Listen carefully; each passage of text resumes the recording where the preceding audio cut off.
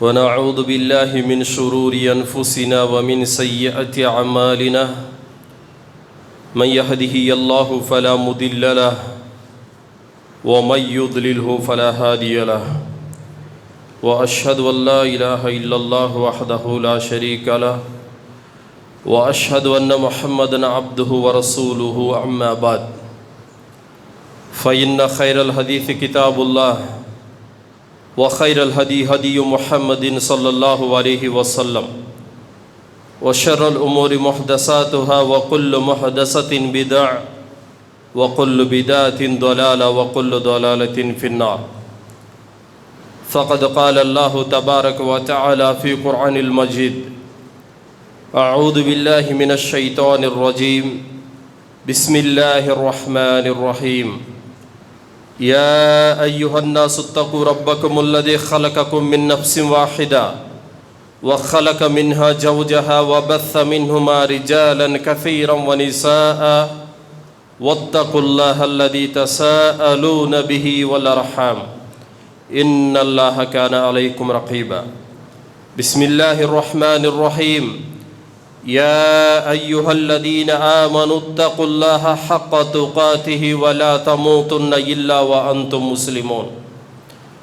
بسم الله الرحمن الرحيم.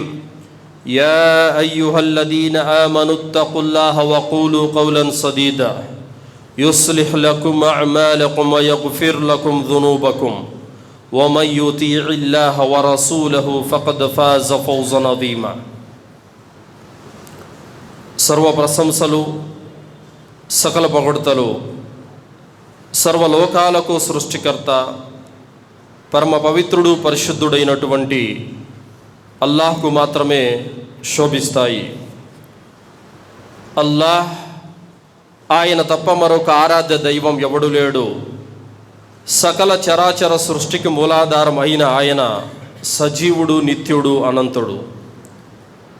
అంతిమ దైవ ప్రవక్త ముహమ్మద్ రసూలుల్లా సల్లల్లాహు అలైహి వసల్లం వారిపై, గతించిన ప్రవక్తలందరిపై మరియు ప్రవక్త ముహమ్మద్ రసూలుల్లా సల్లల్లాహు అలైహి వసల్లం వారి కుటుంబీకులపై మరియు ప్రవక్త సల్లల్లాహు అలైహి వసల్లం వారి ఉమ్మత్తులో సమస్త విశ్వాసులందరిపై అల్లాహ్ యొక్క శాంతి శుభాలు ఎల్లవేళలా కురియుగాక. ఆమీన్.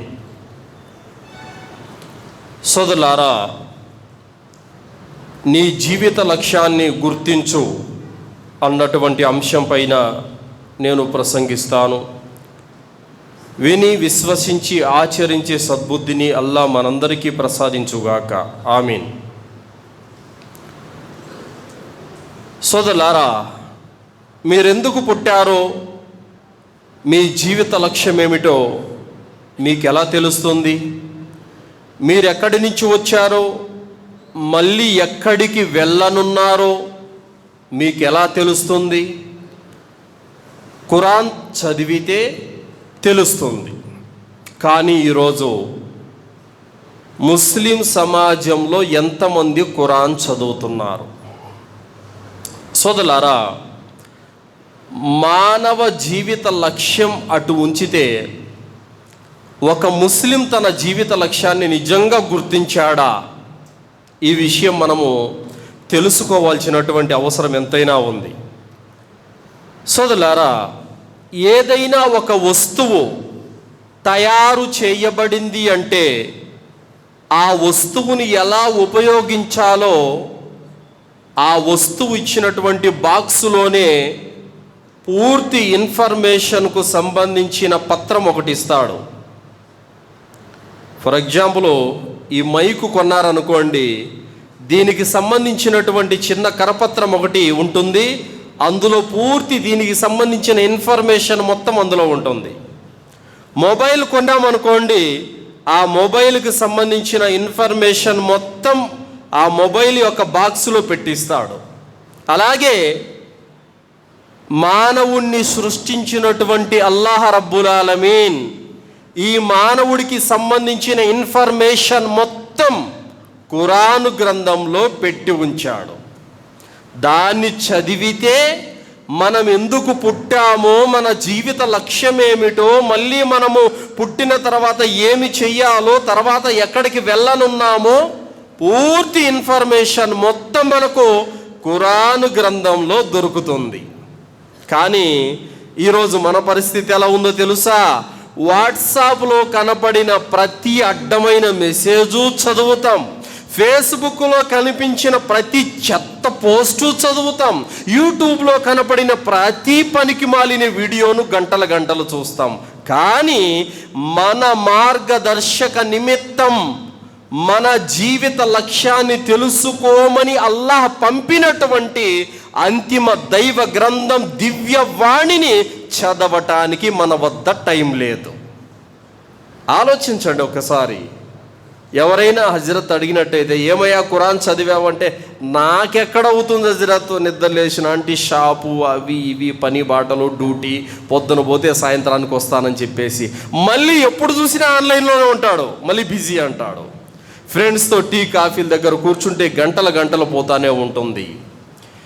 మొబైల్ తీసుకొని కూర్చున్నామంటే గంటల గంటలు పోతానే ఉంటుంది. టీవీల దగ్గర కూర్చున్నామంటే గంటల గంటలు పోతానే ఉంటుంది. అంటే ఏ విషయాలైతే మనకెందుకు పనికిరావో వాటి పట్ల గంటల గంటల సమయం మనకు దొరుకుతుంది, తీరిక దొరుకుతుంది. కానీ మనల్ని పుట్టించినటువంటి సృష్టికర్త అయినటువంటి అల్లాహ్ పంపినటువంటి దివ్య గ్రంథాన్ని చదవటానికి మన వద్ద సమయం లేదు అని అంటే గనక ఎంతకు మించిన దౌర్భాగ్యం ఇంకేమైనా ఉంటుందా? ఒక్కసారి ఆలోచించండి సోదరులారా. ఎవరైతే ఖురాను చదవలేదో ఆ వ్యక్తి రుజుమార్గాన్ని పొందలేడు. ఏ ముస్లిం అయినా సరే నేను ఖురాన్ చదవకుండానే నేను స్వర్గానికి వెళతాను అని అంటే అతను వెళ్ళలేడు. ఏ మనిషి అయినా ఖురాన్ చేతపట్టకుండానే నేను మార్గదర్శకత్వాన్ని పొందుతాను, నేను ఇస్లాం ధర్మాన్ని అనుసరిస్తున్నాను అని అంటే గనక అది అబద్ధం, అతని వల్ల కాదు. కావున సోదరులారా, ఖురాన్ గ్రంథాన్ని చదవండి. ఒకవేళ చదవలేదో మీరు ఈ ప్రపంచ మానవులందరిలే కల్లా ఏ వ్యక్తినైతే మీరు ప్రేమిస్తున్నారో ఆ వ్యక్తి పేరు ముహమ్మద్ సల్లల్లాహు అలైహి వసల్లం. ఆ ముహమ్మద్ సల్లల్లాహు అలైహి వసల్లం వారే అల్లా యొక్క దర్బారులో, అల్లా యొక్క కోర్టులో మీ మీద వ్యతిరేకంగా అల్లా దగ్గర ఫిర్యాదు చేస్తారు. ఆయన అల్లా సుబ్హానహు వ తఆలా ఖురాన్ గ్రంథంలో తెలియజేస్తున్నాడు, వకాల రసూలు యా రబ్బి ఇన్న కౌమి ఇత్తఖదు హాదల్ ఖురాన్ మహజూరా. అల్లా, నా జాతి ప్రజలు ఖురాన్ను విడిచిపెట్టారు అని ఆ ప్రవక్త పలుకుతాడు. ఎవరి మీద? మీలో ఎవరెవరైతే ఖురాన్ చదవలేదో, ఎవరెవరైతే ఖురాన్ను పక్కన పెట్టేశాడో వాళ్ళందరి మీద ప్రవక్త సల్లల్లాహు అలైహి వసల్లం వారు అల్లాహ్ దగ్గర కేసు వేస్తాడు. ఖురాను చదవలేదు, విడిచిపెట్టేశారు అని. అప్పుడు మీ పరిస్థితి ఏమిటో ఒక్కసారి ఆలోచించుకోండి. ప్రవక్త సల్లల్లాహు అలైహి వసల్లం వారు అన్నారు, ఇఖ్రావుల్ ఖురాన్ ఫఇన్నహు యఅతి యౌమల్ ఖియామతి షఫీఅన్ లి అస్హాబి. ఎవరైతే ఖురాన్ చదువుతారో వారి కొరకు ఖురాన్ గ్రంథము సిఫారసుగా నిలుస్తుంది, అల్లాహ్ వద్ద సిఫారసు చేస్తుంది. ఒక దాసుడు పాపాలు చేసి చేసి నరకానికి పోయేటటువంటి పరిస్థితి ఏర్పడినప్పుడు ఖురాను వచ్చి, అల్లాహ్ ఇతను భూలోకంలో ఉండగా నన్ను పఠించాడు, చదివాడు, ఆచరించాడు, ప్రజలకు బోధించాడు, కావున ఇతని విషయంలో నా సిఫారసును అంగీకరించు, ఇతన్ని నరకం నుండి రక్షించు ప్రభువు అని అది వేడుకుంటుంది. అల్లాహ్ సుబ్హానహు వ తఆలా దాని సిఫారసును అంగీకరిస్తాడు. అంగీకరించి నిన్ను నరకం నుండి రక్షించి స్వర్గానికి పంపిస్తాడు. అల్హమ్దులిల్లా. ఖురాన్ సిఫారసు నీకొద్దా? అవసరం లేదా? మరి ఖురాన్ చదవండి అయ్యా. నీ జీవిత లక్ష్యం ఏంటో, నువ్వెందుకు పుట్టావో, హలాల్ ఏంటో, హరాం ఏంటో, మంచి ఏదో, చెడేదో, పాపమేదో, పుణ్యమేదో, స్వర్గమేదో, నరకమేదో, ప్రతి విషయం ఖురాన్ గ్రంథంలో ఉంది. నీ జీవితాన్ని అమోఘంగా తీర్చిదిద్దేటటువంటి ఆ దివ్య గ్రంథాన్ని వదిలిపెట్టి ఎందుకో పనికిరానటువంటి చెత్త వీడియోలు, చెత్త మెసేజ్లు ఇవన్నీ చదువుకుంటూ కాలక్షేపం చేసుకుంటూ నీ జీవితాన్ని వృధా చేస్తున్నావు. సోదరులారా, మనం ఎందుకు పుట్టామో ఖచ్చితంగా గుర్తించాల్సినటువంటి అవసరము ఉంది సోదరులారా. కావున ఖురాన్ గ్రంథాన్ని తప్పనిసరిగా చదవాలి.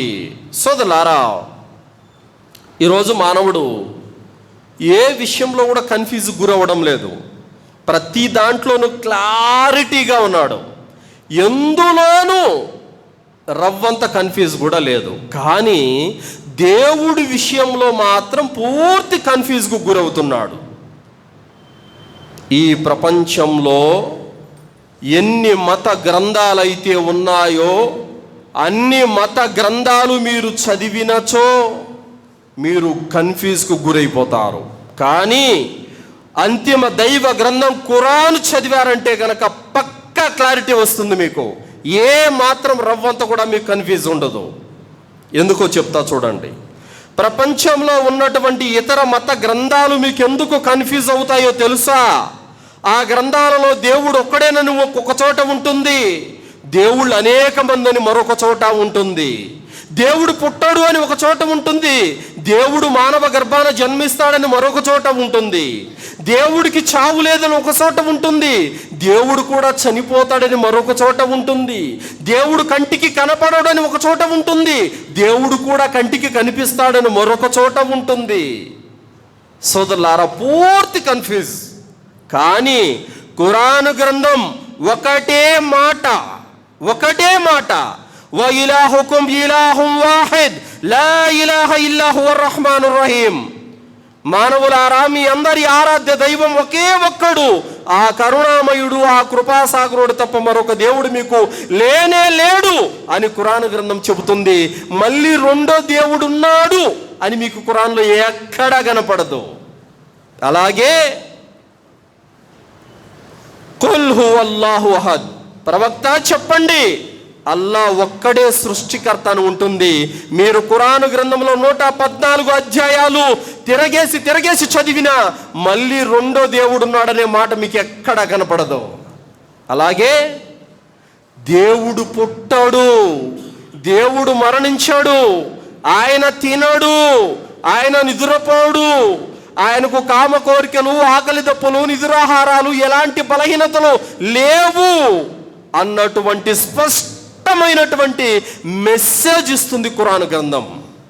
కానీ ప్రపంచంలో ఉన్న ఇతర మతాలలో వైరుధ్యమైనటువంటి విషయాలు ఎన్నో మీకు కనిపిస్తాయి. ఒక చోట దేవుడు ఒకడని ఉంటుంది, మరొక చోట దేవుళ్ళు అనేక మంది. ఒక చోట దేవుడు పుడతానంటుంది, మరొక చోట దేవుడు పుట్టడని ఉంటుంది.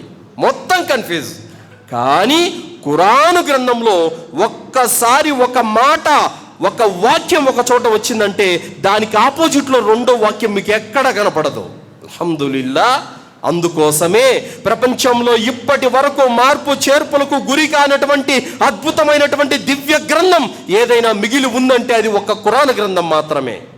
ప్రపంచంలో ఇతర మత గ్రంథాలు మీరు చూడండి, తెలుగులో ఉన్నటువంటి గ్రంథాలు వేరే ఉంటాయి, మరియు ఇంగ్లీష్లో ఉన్నటువంటి గ్రంథాల్లో మెసేజ్ వేరే ఉంటుంది, మారిపోయి ఉంటుంది. హిందీలో ఉన్నటువంటి గ్రంథం వేరే ఉంటుంది, మరియు వేరే భాషలో ఉన్నటువంటి గ్రంథం మరొక విధంగా ఉంటుంది. భాషలు మారిపోయిన తర్వాత ఎన్నో వక్రతలు ఆ గ్రంథాల్లో కనిపిస్తాయి. కానీ ఖురాను గ్రంథం ఇప్పటికి 1000 భాషల్లో అనువాదం అయిపోయి ఉంది. ఏ భాషలో తీసుకున్నా కూడా ఒకటే మెసేజ్ ఉంటుంది. అల్హమ్దులిల్లా. అంతటి అద్భుతమైనటువంటి దివ్య గ్రంథం ఖురాన్. ఈ గ్రంథాన్ని చదివినటువంటి వాడు మార్గదర్శకత్వాన్ని పొందుతాడు. ఈ గ్రంథాన్ని చదివినటువంటి వాడు తన జీవిత లక్ష్యాన్ని తెలుసుకుంటాడు. సోదరులారా, అరబ్బులు ఎందుకు పనికిరానటువంటి అల్పులుగా, నీచులుగా, పాపాత్ములుగా పరిగణించబడినటువంటి ఆ సందర్భంలో ఏ క్షణమైతే ఖురాను గ్రంథాన్ని చేతబట్టారో ఆ క్షణమే ప్రపంచాన్ని ఏలేటటువంటి రాజులను, చక్రవర్తులను చేసింది ఖురాను గ్రంథం. మరి 1000 సంవత్సరాలు భారతదేశాన్ని పరిపాలించినటువంటి ముస్లిం రాజులు ఎందుకు దేశాన్ని కోల్పోయారు, దేనికి పదవులు కోల్పోయారంటే ఎప్పుడైతే ఖురాను గ్రంథాన్ని విడిచిపెట్టేసి ప్రాపంచిక కోరికల వైపునకు ఎప్పుడైతే మొగ్గు చూపారో అప్పుడు అధికారం చేయి జారిపోయింది. అల్లాహ్ సుబ్హానహు వ తఆలా వాళ్ళ కుర్చీలు లాగేశాడు. మీ అవసరం ఇంకా లేదని చెప్పేశాడు అల్లాహ్ సుబ్హానహు వ తఆలా. మీరు కూడా ఖురాను గ్రంథం చేత పట్టండి, ఎన్నో అద్భుతాలు మీ జీవితంలో చూస్తారు సోదరులారా. కావున ఖురాన్ చదవాలి సోదరులారా. ఎంతసేపు ప్రాపంచిక జీవితం గురించి, ఎంతసేపు ప్రాపంచిక భోగ లాలసాల గురించి, ఎంతసేపు ప్రాపంచిక వ్యసనాల గురించి, వీటి గురించి మానవుడు ఆలోచిస్తాడే తప్ప నిజంగా నా జీవిత లక్ష్యం ఏంటి, నేనేం చేయాలి, నా ఆచరణలేంటి, నా విశ్వాసం ఏంటి, ఏమాత్రం రవ్వంతైనా సరే ఆలోచన చేయడం లేదు సోదరులారా. నిజంగా మన యొక్క జీవిత లక్ష్యాన్ని మనం గుర్తిస్తున్నామా లేదనంటే కనుక ఏ మానవుడు కూడా, ఏ మనిషి కూడా ఈరోజు జీవిత లక్ష్యం అన్నది గుర్తు పెట్టుకోకుండానే మరిచిపోయి ఒక జంతువు వలె జీవితం గడుపుతున్నటువంటి పరిస్థితి కనపడుతుంది సోదరులారా. ఇంకా 3 రోజుల్లో జనవరి 1 2024 వెళ్ళిపోయి 2025 ఒక కొత్త సంవత్సరంలో అడుగు పెట్టబోతున్నాం. అయితే 2025 ఒక కొత్త సంవత్సరంలో అడుగు పెట్టబోతున్నాం. ముస్లిములలో కూడా ఎలాంటి అజ్ఞానం ఉందంటే, ఇప్పటి నుంచే వాళ్ళు చేసుకుంటున్నారో లేదో తెలియడం లేదు, కానీ మన వాళ్ళు మాత్రం ఏ షాపింగ్ల దగ్గర చూసినా వాళ్ళే.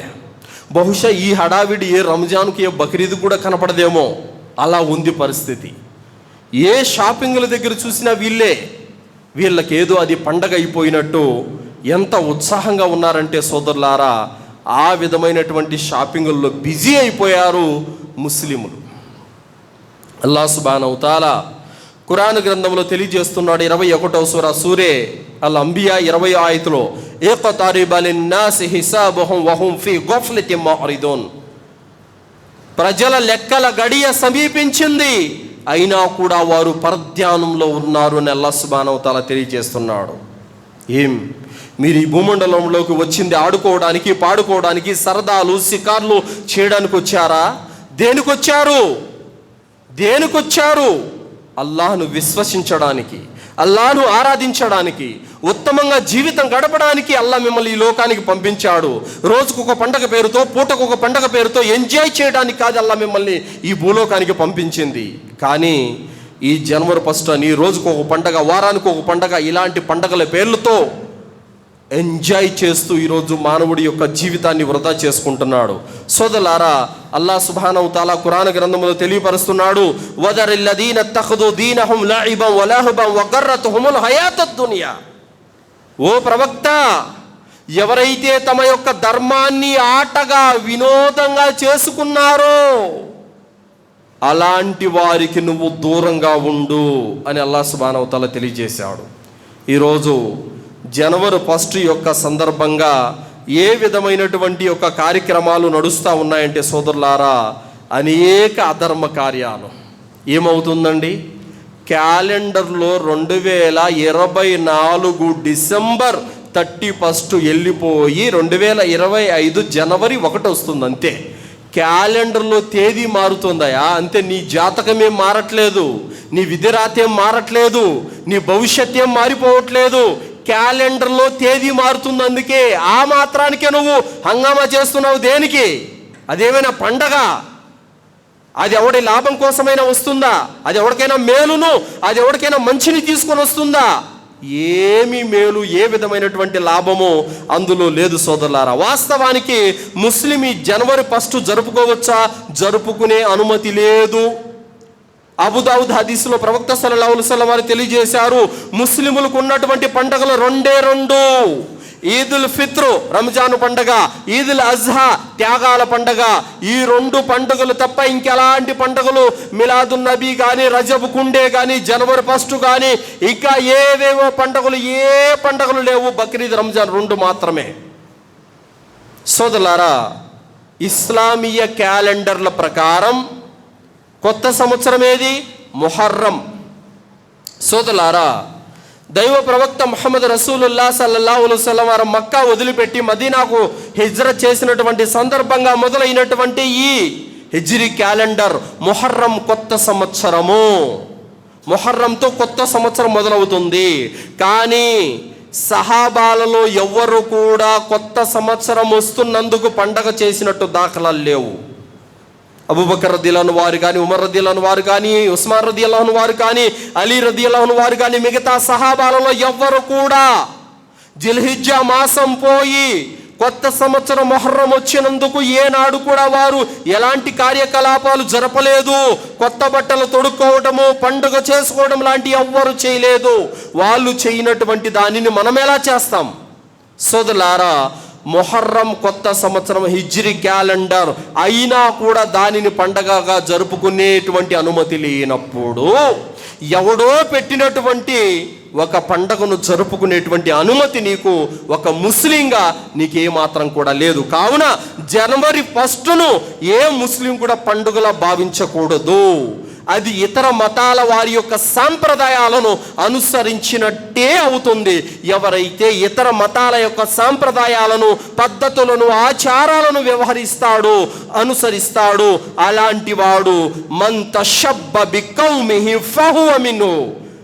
అలాంటి వ్యక్తి రేపు కయామత్ రోజున, తీర్పు దినం నాడు అల్లా యొక్క దర్బారులో ఇతర మతాల వారితో పాటు లేస్తాడు. ముస్లిముగా లేయడు, ప్రవక్త వెనకాల లేయడు, వేరే మతాల వారి వెనకాల లేచి నిలబడతాడు. మీకు ఇష్టమేనా చెప్పండి.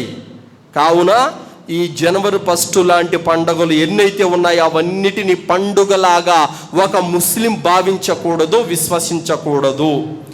అలాగే సోదరులారా, మరి ఈ పండుగలో సందర్భంగా ముస్లిం యువకులు చాలామంది ఏం చేస్తూ ఉంటారంటే, జనవరి 1 యొక్క సందర్భంగా కేకులు కట్ చేసుకోవడం. ఫ్రెండ్స్ ఉంటారు కదా, ముస్లిమేతర యొక్క ఫ్రెండ్స్ ఉంటారు, వాళ్ళందరూ కూడా డిసెంబర్ 31 నైట్ అంతా మేలుకొని తాగుతూ, ఆడుతూ, ఎంజాయ్ చేస్తూ, బైక్ రేసింగ్లు ఒక పక్క, అలాగే బెట్టింగ్స్ ఒక పక్క, సినిమాలు ఒక పక్క, అలాగే పార్టీలకు వెళ్ళే వాళ్ళు ఒకవైపు, పటాకులు కాల్చే వాళ్ళు మరోవైపు, ఇలాంటి యొక్క దుశ్చేష్టల్లో వీళ్ళు పాల్గొంటూ ఉంటారు. ముస్లిం యువకులారా, ఇలాంటి అధర్మ కార్యాలకు దూరంగా ఉండండి. ఎంతోమంది డిసెంబర్ 31 రోజున ఈ బైక్ రేసింగ్లలో పాల్గొని కాళ్ళు చేతులు విరుచుకొని యాక్సిడెంట్లో చనిపోయిన వారు ఎందరో ఉన్నారు. అలాగే క్లబ్బులకు వెళ్ళిపోయి కేసుల్లో ఇరుకొని పోలీస్ స్టేషన్లకు వెళ్ళినటువంటి వాళ్ళు కూడా ఎందరో ఉన్నారు. సోదరులారా, ఈ నీచమైనటువంటి సంస్కృతులు మనవి కావు. మనది ఒక పద్ధతి అయినటువంటి సాంప్రదాయం, మనది ఓ ఉత్తమమైనటువంటి దైవ ప్రవక్త ఇచ్చిపోయినటువంటి మార్గం. కావున ఇలాంటి అశ్లీల చేష్టలకు రోడ్డు మీద వచ్చిపోయి వారిని ఏడిపించడము, బైక్ రేసింగ్లలో విపరీతమైనటువంటి సౌండ్ పొల్యూషన్తో ప్రజలకు ఇబ్బందులు గురి చేయడము, అర్ధరాత్రి పూట పెద్ద పెద్ద శబ్దాలతో బాణ సంచాలు పేల్చడము, ఇదంతా శైతాను చేష్ట. సోదరులారా, ఇలాంటి వాటికి దూరంగా ఉండండి సోదరులారా. అలాగే హ్యాపీ న్యూ ఇయర్ కూడా చెప్పరాదు. అది మీరు గ్రీటింగ్స్ పంపినా కూడా, వాట్సాప్లలో మెసేజ్ చేసినా కూడా, కలిసినప్పుడు చెప్పినా కూడా, ఇదంతా కూడా ఒక ముస్లింగా మీకు అనుమతి లేదు. ఇమాం ఇబ్నుల్ ఖయ్యూమ్ రహమతుల్లాహి గారు తెలియజేశారు, ఎవరైతే దైవేతరుల యొక్క పండుగలకు శుభాకాంక్షలు తెలియజేస్తారో అలాంటి వారు విగ్రహం ముందర సజ్దా చేసినంత పాపం అని చెప్పారు. కావున హ్యాపీ న్యూ ఇయర్ చెప్పే అనుమతి మీకు లేదు, హ్యాపీ పొంగల్ చెప్పే అనుమతి మీకు లేదు, హ్యాపీ క్రిస్మస్ చెప్పే అనుమతి మీకు లేదు.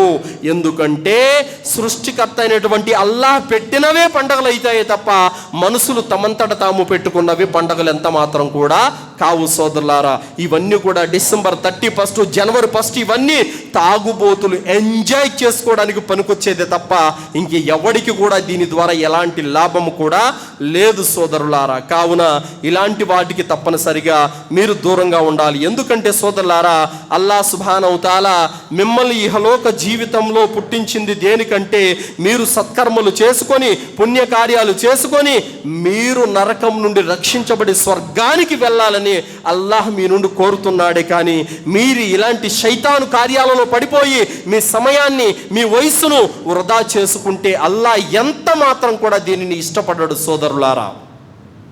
అల్లాహ్ సుబ్హానహు తఆలా ఖురాన్ గ్రంథంలో తెలియజేస్తున్నాడు, అల్లదీ ఖలకల్ మౌత వల్ హయాత లియబ్లువకుం అయ్యుకుం అహ్సను అమలా. నేను మీ చావు బ్రతుకులు ఎందుకు పుట్టించానంటే మీలో మంచి పనులు చేసే వారెవరో పరీక్షించే నిమిత్తం మీ చావు బ్రతుకులు ఇచ్చానని అల్లాహ్ సుబ్హానహు తఆలా తెలియజేస్తున్నాడు. మంచి పనులు ఎవరు చేస్తారా అని అల్లాహ్ సుబ్హానహు తఆలా మీ నుండి పరీక్ష తీసుకుంటున్నాడయ్యా.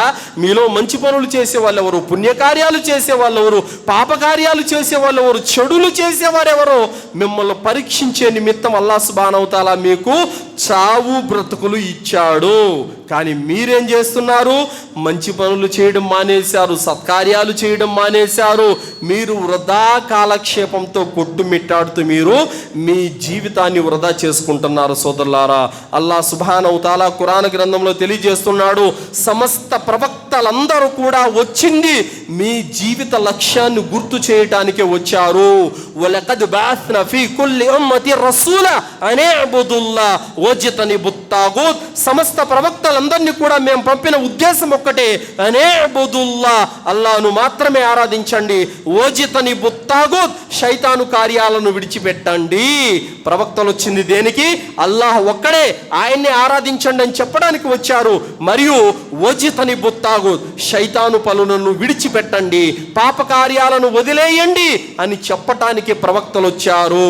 కానీ ఈరోజు అల్లాహకు భయపడవలసిన విధంగా భయపడటం లేదు, అల్లాహకు ఏ విధంగా విధేయత చూపాలో ఆ విధంగా విధేయత చూపటం లేదు.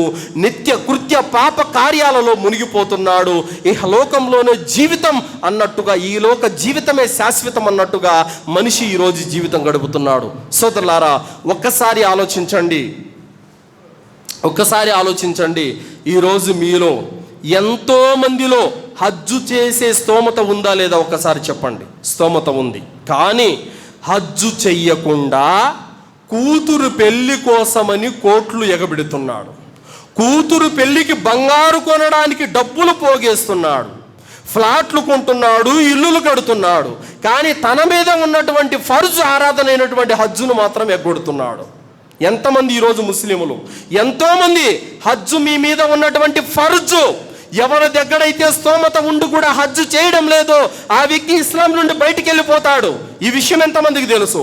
అయినప్పటికీ కూడా హజ్జు చెయ్యకుండా కూతురు పెళ్లి కోసం, కొడుకు పెళ్లి కోసం, ఫ్లాట్లు కొనడానికి, ఇల్లులు కట్టడానికి, ఇంకా ప్రాపంచిక జీవితంలో ఎన్నో కూడబెట్టుకోవడానికి ఆ మనిషి సంపాదనను కూడబెట్టుకుంటున్నాడే తప్ప హజ్జు చేయాలన్నటువంటి సంకల్పంతో ఎవడు కూడా డబ్బును పోగేసుకోవడం లేదు.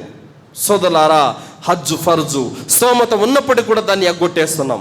ఇంకా సోదరులారా, ఈరోజు మనలో ఎంతోమంది ముస్లిములు కూడా సింపుల్గా ఏ మాత్రం ఖర్చు లేకుండా పర్వతాలు పుణ్యాలు సంపాదించుకునే అవకాశం ఉన్నప్పటికీ కూడా ఏ మనిషి కూడా పుణ్యాలు సంపాదించుకోవడానికి కూడా ఈరోజు మనిషి ఆలోచన చేయడం లేదు. సోదరులారా, పుణ్యాలు ఏ విధంగా వస్తాయో ఒకసారి తెలియజేయండి సోదరులారా. సహీ ముస్లిం 1028వ హదీసు. దైవ ప్రవక్త ముహమ్మద్ సల్లల్లాహు అలైహి వసల్లం వారు ప్రజల సమక్షంలో ఉన్నారు, ప్రసంగిస్తున్నారు. ఈరోజు మీలో ఎవరైనా రోజా పాటించినారా? అబూబకర్ రదియల్లాహు అన్హు లేచారు, నేను పాటించాను ప్రవక్త. తర్వాత మళ్ళీ అన్నారు, ఈరోజు మీలో ఎవరైనా ఒక నిరుపేదకు అన్నం తినిపించారా? నేను తినిపించాను ప్రవక్త అని మళ్ళీ అబూబకర్ రదియల్లాహు అన్హు వారు చేయలేపారు. ఈరోజు ఎవరైనా ఒక రోగిని పరామర్శించారా? నేను పరామర్శించాను ప్రవక్త అని మళ్ళీ చేయలేపారు అబూబకర్ రదియల్లాహు అన్హు వారు. ఈరోజు ఎవరైనా జనాజాలో పాల్గొన్నారా? నేను పాల్గొన్నాను ప్రవక్త అని మళ్ళీ చేయలేపారు అబూబకర్ రదియల్లాహు అన్హు వారు. రోజులో ఎవడైతే ఇలాంటి పుణ్యకార్యాలు చేస్తాడో ఆ వ్యక్తి స్వర్గవాసి అన్నారు మొహమ్మద్ సల్లల్లాహు అలైహి వసల్లం వారు. సోదరులారా, నిజము చెప్పండి, ఈరోజు మీ బంధువులలో, మీ స్నేహితులలో అనేక రకరకాల జబ్బులతో బాధపడే వాళ్ళు ఉన్నారా లేదా చెప్పండి. ఉన్నారు. కనీసం ఒక ఉదయం పూట, ఒక సాయంత్రం పూట 10 నిమిషాలు వాళ్ళ ఇంటికి వెళ్ళి పరామర్శించలేవా? అయినప్పటికీ కూడా పరామర్శించవు. ఎవరైతే ఒక ఉదయం పూట ఒక రోగిని పరామర్శించడానికి వెళతారో 70,000 మంది దైవదూతలు అతని మేలు కొరకు దువా చేస్తారు. ఎంతటి ఘనమైనటువంటి పుణ్యం ఉన్నా కూడా టైం లేదు. బేకారుగా కేఫుల దగ్గర టీ బిస్కెట్లు తింటూ కాలక్షేపం చేస్తాడు. రోగిని పరామర్శించడానికి మాత్రం టైం లేదు. పుణ్యాలు ఎక్కడి నుంచి వస్తాయి? నీ ఇంట్లో నువ్వు కూర్చొని ఉంటే ఊరికే వచ్చేస్తాయా? సహాబాలు పాకులాడేవాళ్ళు. పుణ్యాలు ఎలా సంపాదించుకోవాలని పాకులాడేవాళ్ళు. సోదరులారా, ఆ రోజు దైవ మార్గంలో ఖర్చు పెట్టమని ప్రవక్త సల్లల్లాహు అలైహి వసల్లం వారు ఒక్క పిలుపు ఇవ్వడంతోనే ఆస్తులు మొత్తం తీసుకొని వచ్చి మసీదులో పోగేశారు. కానీ ఈరోజు మీ ఆస్తులు ఏమి అడగట్లేదు. ఎవరైనా మస్జిద్ కన్స్ట్రక్షన్ కోసమని, మదర్సాల కోసమని, చందా కోసం వస్తే నీ జోబిలో నుంచి 10-20 తప్ప అంతకు మించి ఇంకేమి రాదు. నువ్వు ఇచ్చే 10-20తో ఒక సిమెంట్ మూటన్నా వస్తుందా? 10 ఇటుకురాలన్నా వస్తాయా? ముష్టోడికి వేసినట్టుగా 10 రూపాయలు 20 రూపాయలు అల్లాహ్ స్వీకరిస్తాడా? అల్లాహ్ సుబ్హానహు వ తఆలా ఖురాన్ గ్రంథంలో ఏమంటున్నాడు? ఫఅమ్మా మన్ అతా వత్తక వసద్దక బిల్ హుస్నా ఫసనుయస్సిరుహు లిల్ యుస్రా. ఎవరైతే దైవ మార్గంలో ఖర్చు పెడుతూ కూడా అల్లాహ్కు భయపడుతున్నాడు, అలాంటి వాడి కోసం మేము మేలైనటువంటి మార్గాన్ని చూపిస్తామని అల్లాహ్ అంటున్నాడు. వఅమ్మా మన్ బఖిల వస్తగ్నా వకజ్జబ బిల్ హుస్నా ఫసనుయస్సిరుహు లిల్ ఉస్రా. ఎవరైతే పిసినారితనంగా వ్యవహరించాడో, ఎవడైతే అల్లాహ్ మార్గంలో ఖర్చు పెట్టడం లేదో, ఎవడైతే అల్లాహ్కు భయపడటం లేదో, ఎవడైతే సత్యాన్ని స్వీకరించడం లేదో, అలాంటి వాడికి మేము నరక మార్గాన్ని సులభతరం చేస్తామని అల్లాహ్ అంటున్నాడు. సోదరులారా, అల్లాహ్ యొక్క గృహాలు కట్టడానికని ఎవరైనా వస్తే 10-20 కాదు సోదరులారా, కనీసం ఒక వస్తువు వచ్చేమైనా డబ్బులు ఇవ్వండి. మొన్న ఇచ్చాం, 10 రోజుల కింద ఒక ఆయన వచ్చాడు, ఇచ్చాడు. అవును ఇవ్వండి, తప్పేముంది. 10 మంది వచ్చారు, 10 మందికి ఇవ్వండి, తప్పేముంది. నీ కొడుకు కోసము, కూతురు కోసము, మనవళ్ళ కోసం, మనవరాల కోసం ఎత్తిపెట్టింది నీది కాదయా. నువ్వు నీ పుణ్యం కోసం సంపాదించుకున్నదే నీది. అర్థమైందా? కావున అల్లాహ్ మార్గంలో ఖర్చు పెట్టండి. సోదరులారా, ఇంకా మనలో ఈరోజు ఎంతోమంది చనిపోతూ ఉంటారు, జనాజాలు అవుతూ ఉంటాయి. అయినప్పటికీ కూడా చాలామంది పనులు ఉన్నాయి, బిజీ బిజీ బిజీ బిజీ అని చెప్పేసి వెళ్ళరు సోదరులారా. పుణ్యాలు ఎలా వస్తాయి చెప్పండి? కావున సోదరులారా, ఎవరైనా అనారోగ్యం పాలైతే 1 కిలో పండ్లు తీసుకెళ్ళిపోయి అతని దగ్గర కూర్చొని దువా చేసి, అతని ఆరోగ్యం స్వస్థత పొందాలని చెప్పి దువా చేసి పరామర్శించండి. అల్హమ్దులిల్లా 70,000 మంది దైవదూతలు ఉదయం నుంచి సాయంత్రం వరకు దువా చేస్తూనే ఉంటారు నీకోసం. అల్హమ్దులిల్లా, ఏం కావాలి నీకు? ఇంకా సాయంత్రం పూట వెళితే ఉదయం వరకు 70,000 మంది దైవదూతలు దువా చేస్తూ ఉంటారు నీకోసం. స్వర్గంలో అల్హమ్దులిల్లా తాజా పండ్లు ఏరిన దాంతో సమానం అని చెప్పారు ముహమ్మద్ సల్లల్లాహు అలైహి వసల్లం వారు. అంతటి ఘనమైనటువంటి పుణ్యాలు వచ్చేటటువంటి మార్గాలను కూడా మనం ఈరోజు పాటుపడటం లేదంటే ఏంటి సోదరులారా లాభం? నీకేదో స్వర్గం ఖాయమైపోయినట్టు, స్వర్గం ఏదో నీకు ఖరారైపోయినట్టు, అల్లాహ్ దగ్గర నుంచి నీకు స్వర్గం సర్టిఫికెట్ లభించినట్టు బజార్లలో ఎంత స్వేచ్ఛగా తిరుగుతున్నావు. జుమ్మా నమాజ్కి వచ్చేటప్పుడు చివర్లో వస్తావు, 5 పూట్ల నమాజులో ఫజర్ నమాజ్ ఎగ్గొట్టేస్తావు, రంజాన్ మాసంలో రోజాలు పాటించలేవు, ఏ పుణ్యకార్యాలు చేసుకోవడం చేత కాదు. మరి ఇంకే విధంగా అల్లాహ్ నిన్ను క్షమిస్తాడు? ఏ విధంగా నీకు స్వర్గాన్ని ఇస్తాడు చెప్పండి? కావున ఒక ముస్లిం తన జీవిత లక్ష్యాన్ని గుర్తించాలి. నేను ఎందుకు పుట్టాను, పుట్టి నేనేం చేయాలి? నమాజు మాత్రమే కాదు, సత్కార్యాలు, పుణ్యకార్యాలు కూడా చేసుకోవాలి. అప్పుడే మీకు లాభదాయకం సోదరులారా. దైవ ప్రవక్త ముహమ్మద్ రసూలుల్లాహ్ సల్లల్లాహు అలైహి వసల్లం వారి కాలంలో అమ్రు బిన్ జమా అనేటువంటి ఒక సహాబీ ఉండేవారు. ఆయన మనా అనేటువంటి ఒక విగ్రహాన్ని ఆరాధించేవారు. తన కొడుకులు, తన భార్య ఇస్లాం స్వీకరించారు అల్హమ్దులిల్లా. అమ్రు బిన్ జమాకి ఏదో ఒక విధంగా ఇస్లాం పరిచయం చేయాలన్నటువంటి తపనతో కొడుకులు ఏం చేశారంటే, తాము ఆరాధించేటటువంటి ఆ యొక్క ప్రతిమను తీసుకెళ్ళి ఎక్కడో పడేశారు. ఆయన ఆ యొక్క మలినానంతా కూడా శుభ్రం చేసి తీసుకొని వచ్చి మళ్ళీ పెట్టాడు. ఈ విధంగా 2-3 సార్లు చేయడంతో గ్రహించాడు, తనను తాను కాపాడుకోలేనిది నాకెలా ఆరాధ్య దైవం అవుతుందని గ్రహించాడు, ఇస్లాం స్వీకరించాడు. అయితే అతనికి అవిటివాడు, ఒక కాలు బలహీనంగా ఉందన్నమాట. అయితే ఆ వ్యక్తి ప్రవక్త సల్లల్లాహు అలైహి వసల్లం వారు జంగే ఉహద్ కోసం సన్నాహాలు చేస్తున్నారు. జంగే ఉహద్ కోసము సన్నాహాలు చేస్తూ సైన్యాన్ని అంతా రెడీ చేస్తున్నారు.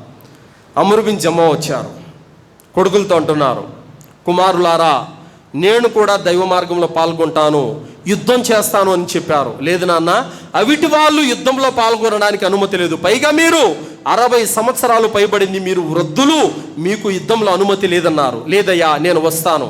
పట్టుబడడంతో ప్రవక్త దగ్గరికి తీసుకెళ్లారు. అల్లాహ్ యొక్క ప్రవక్త, మా నాన్నగారికి కాలు బాగలేదు, వృద్ధుడైపోయాడు, ఇంటిపాటున కూర్చొని అల్లాహ్ని ఆరాధించుకోమంటే అతను ఏమంటున్నాడంటే, లేదు నేను యుద్ధం చేస్తాను, యుద్ధంలో పాల్గొంటానని పట్టుబట్టాడు. ఎంత చెప్పినా వినడం లేదు. ప్రవక్త సల్లల్లాహు అలైహి వసల్లం అన్నారు, అమ్రు బిన్ జమా, మీరు ఇంట్లో ఆగిపోండి, మీకు యుద్ధంలో అనుమతి లేదు, మీరు వృద్ధులు, మీరు అల్లాహ్ను ఆరాధించుకుంటూ ఇంట్లోనే ఉండనన్నారు. కానీ ఆయన అన్న సమాధానం ఒక్కసారి గుర్తుపెట్టుకోండి సోదరులారా.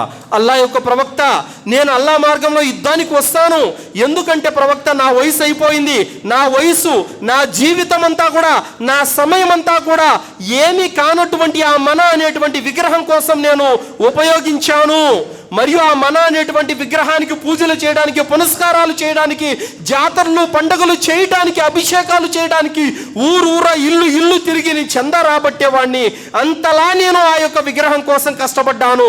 రేపు నా మరణం తర్వాత అల్లాహ్ రబ్బుల్ ఆలమీన్, ఓ జమువా, నువ్వు ఏమీ కానటువంటి ఆ విగ్రహం కోసం ఊరా తిరిగి చందాలు రాబట్టి అంగరంగ వైభవంగా దానికి ఆరాధనలు చేశావు కదా, మరి నేను నిన్ను పుట్టించాను, ఉపాధినిచ్చాను, నీకు అనేక అనుగ్రహాలు ప్రసాదించాను, నా కోసం నువ్వేం చేసావనంటే అల్లాహ్ అడిగితే నేనేం చెప్పాలి ప్రవక్త అన్నారు.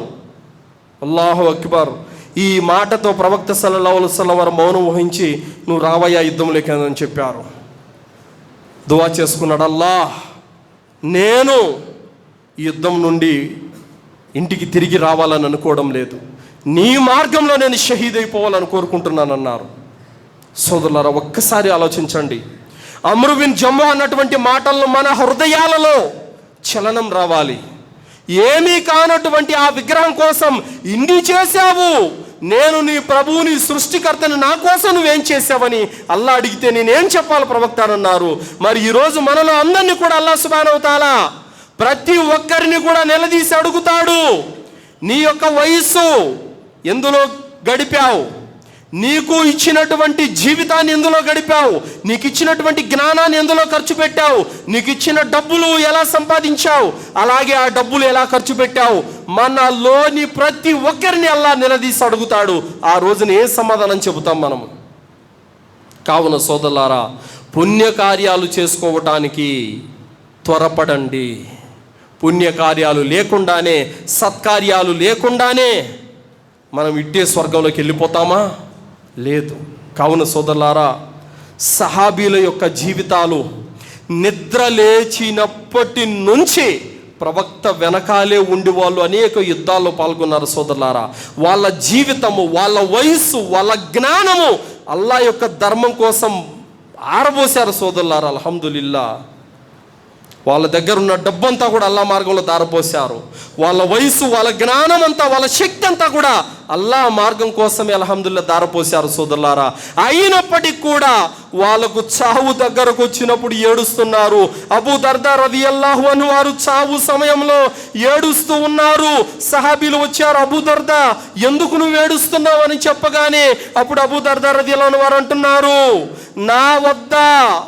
నా వద్ద సత్కార్యాలు కొన్నే ఉన్నాయి, చూస్తే పరలోక ప్రయాణం చాలా దూరం ఉంది, ఆ ప్రయాణానికి సంబంధించిన సామాగ్రి నా వద్ద లేదు అని ఏడుస్తున్నాడు ఆయన.